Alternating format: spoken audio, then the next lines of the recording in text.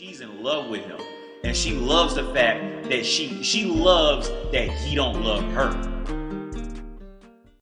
Okay, so I'm back with another video, and this was sent from a watcher about the whole sports situation, on how, you know, what, like, women, you know, trying to perform in sports, but, you know, they clearly are not, you know, very entertaining to watch in sports. I mean, it's so bad that women don't even like to watch other women's sports. Like, it's a really weird scenario. Like, you'll hear many times of, like, you know, some female sports commentator or something tells you to, like, you know, advocate women's sports when she won't even go to a women's sports games. Because women, let's just be real about it. And I'm not really trying to diss women about it, but it's just the reality. Women's sports just are not very, I mean, it's not interesting to watch women do, you know, much shit other than fucking or taking care of somebody. Because that's really, I mean, that's where they excel at, is fucking and taking care of people. Men excel in going out and surviving in the world and competing and getting hurt and getting bruised. It's because men, we fully go at it, and we get to the point where we don't care about, you know, other shit. We just get competing, and that's what we excel at. So it's the reality. So I got sent this video about, it was a WNBA topic. Let's actually read it because I had to download. WNBA All-Star Breanna Stewart shoots down Tracy McGrady's idea of lowering basket. I think I've seen this before. Like, I'm pretty sure I've seen this before. But anyway, I'm going to let this play. It's not a long video. It's a 5-minute video. We're just going to let this play. Then I'm going to come back. I'm going to catch it back again with my fucking opinions on this shit. So here we go. Who better to have on the welcome, the #1 overall pick of the 2016 draft, Breanna Stewart. She's nice. Thank you for joining us. We're supposed to talk about basketball. Talking about bling. Y'all always messing with me. Look at her. I know. Stop. #1 overall pick. Stop. You weren't the #1 overall pick. I'm sorry. Wasn't, no. So, you know, there you go. Well, more than just what she's wearing on her wrist, I got to just start with the car. We were going to start about basketball, but I'm sorry. You posted on your IG that you have what some car? new wheels. Would you please show us that?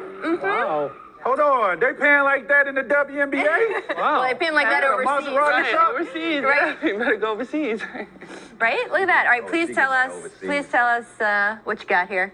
Brag a little. I have a Maserati Levante S Gran Lusso. It's a crossover. I love it. That's dope. It's fast. She got it on Saturday night. She drove it pretty much everywhere, and then she had to come down here. Yep. So she likes being here First with us. car? Let's be honest. That's honestly your first car? The one that I bought, yeah. Okay, all right. Yeah. What was your first car, Brian? Chevy Cavalier. Totally the same. 1991. Totally the same. I'm also going to compliment your shirt, which I like very much. So there you go. Show the people. Do you feel pressure as a #1 pick? Because we'll have a new #1 pick coming up tomorrow night. How much pressure comes with that? Because the WNBA is always partly about playing basketball and partly about you have to help women's sports and all of that stuff that people always tell you. You know, I think it is a little bit of pressure. Obviously, coming in, you know, every year we have new faces coming into the league, and especially people are going to remember who's the #1 pick. Yeah. And it's like, all right, let's see what kind of game you got. Yeah, absolutely. And do y'all sort of, do you have a little hazing come in for whoever gets pictures? Of course, we have no hazing. No, never. Would never happen in any professional sports league at all. Everyone loves watching the Storm play. I especially just love the uniforms because of what they remind me of. What do you guys expect for the team this season? You know, I think we're really looking forward to an exciting year. Obviously, year 3 for me, year 4 for Jewel, year a lot for Sue Bird. But just the fact that she's coming back, the fact that we have another year of experience under our belt. You know, the past 2 years, we made it to the playoffs, but didn't get as far as we wanted. So we're looking forward to doing more this year. I got a question, and this is not a shot at women in basketball. Here it goes. You're being No, listen, I had this talk. I think me and Rebecca Lobo had this talk during the Hall of Fame, and I was talking about doing something that gets, you know, not your average fans, people that don't watch WNBA basketball. What can we do to get those fans to tune in? And I was like, why can't we lower the goal to at least 9.5 feet? Because I think for somebody that don't watch WNBA basketball, to have women dunking on other women would definitely bring more excitement to that game, and have, you know, those guys that don't watch WNBA basketball tune in, and you get more fans that way. What do you think about that? I mean, my thought on it is, you know, I've been playing basketball on a 10-foot hoop my whole life. So to move it to 9.5, it's going to take a long time to get used to that. And then also, like, we're only playing basketball to dunk? Like, I'm not sure. No, you playing to... Like, you just want to see me dunk on somebody? Like, I don't know. The skill level is off the charts in women's basketball. Right. But I think as far as bringing the entertainment... Yeah, I understand that for sure. That element, I think, you know, you gain more fans. By the way, Brian's adapting the T-Mac shipping tea from the other day. He's just sitting there. So I'm not going to do that anymore. So, how about those Yukon Huskies? See, that's not better for Another one. A couple years ago, she was here. Last we had year? beef. I was like, man, I don't want to see because they beating everybody. That's true. A There you huge go. argument. Last 2 years. But it's not exciting. They can beat everybody. Last year, I just told someone about that. I mean, what is that like for a program that it is? Tracy's not the only one. A lot of people want to see your team lose. Is sort of a strange place to be in for a dominant team. Yeah, it's what happens when you're the best, though. Like, everybody wants to see you lose. And I think that, you know, Notre Dame, they came out and they weren't scared of us. They weren't scared of UConn. And Arike played great. She had 2 game winners in the Final Four. And, you know, you can't ask for much more than that. I think personally for me, I've realized that the past 3 national championship or Final Fours that I've gone to, they've lost. So I'm just not going to go next year. You're out. You're the problem. But Brianna, doesn't it elevate what you did when you were there? Because it shows that how difficult it actually is to have continued dominance. Yeah. I mean, shouldn't you just be like, hey, we didn't let this down when my group was there? Right. I'm sure she's mentioned that too. I mean, yeah, we've definitely talked about it, but it's still kind of a little bit of a sore subject with all the UConn people. So we're kind of just going to leave it where it's at. But, you know, winning 4 in a row is definitely not as easy as it looked. No kidding. The time went by. The time went by so fast. But like you said, you know, the past 2 years, UConn losing in the semis, you know, people realize like, no, this is really hard. And you mentioned, by the way, the women's Final Four, which was tremendous this year. And that, to me, is the answer of how you get more people watching women's basketball is the WNBA finals have been smoking the past couple years. Right. The women's Final Four has been fantastic, and I think that is slowly bringing people over. Okay, yeah, so that's the video. So, let's just be honest. Nobody likes watching the WNBA. All right? They can force it down your throat. They can shove it up your fucking ass. Nobody likes the WNBA. All right? This shit's awkward to watch. It's boring. It takes women, because don't get me wrong, there's some WNBA stars who could kick my ass in basketball because they train every day and they're, you know, probably like, you know, relative, like just like the men, they're genetic freaks. Okay, personally, I'm not a fan of like professional basketball on a whole because I just want to make this clear. I'm not a fan of professional basketball on a whole simply because the core key factor is you got to be at least 6 foot tall. So like that's just out of, you know, people's in the NBA. That's just right off the bat. You're going to be, you know, it's just out of your league just for what you were biologically dealt in life type of thing, right? And then it's like, and to get on the dunking thing, I made a video about that a long time ago about dunking. Like I thought it was fucking ridiculous because I watched a Kobe Bryant video where he was dunking in high school and a motherfucker, I mean, I know Kobe just died or whatever the fuck, but I mean, hear me out on this. I remember there was an old video where Kobe was in high school and he did like a basic dunk, right? And he was dancing after he did the dunk, like, oh shit. Like, motherfucker, you are 6'7". Did you think you couldn't dunk?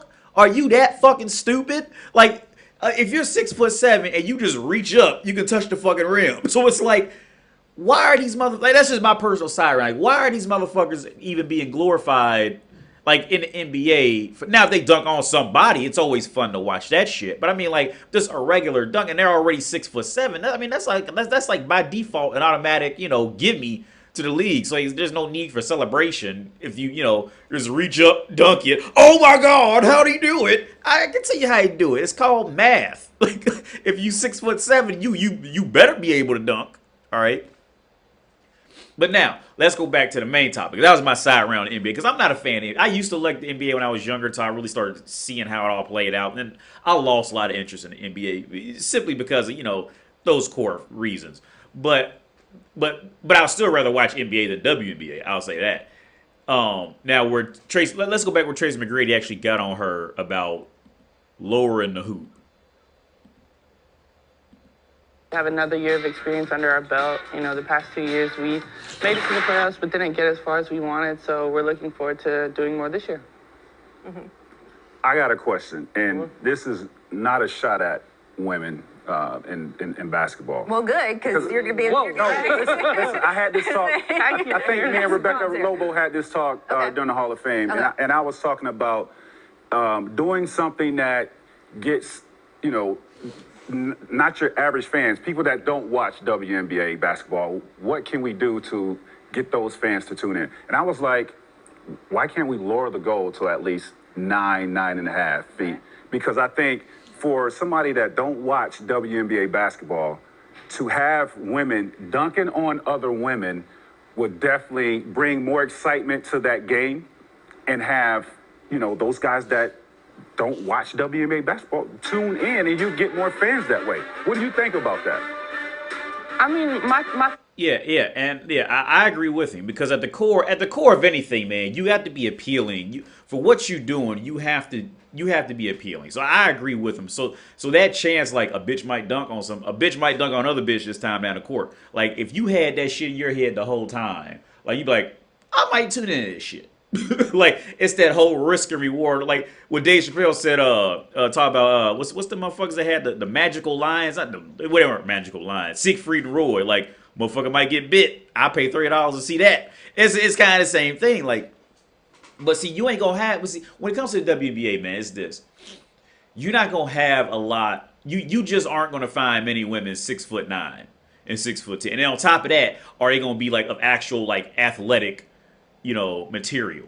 You see, because you also got to remind yourself of this. See, the whole reason why the WNBA has to be separate from the whole reason why women's sports must be separated from men's sports is for women's safety. You see, like, you got to remember that shit, man. Like, that's the whole reason why they got to be separated. Because if a man comes running down the court, he ain't thinking, and he just running full steam, a bitch take a charge, whap!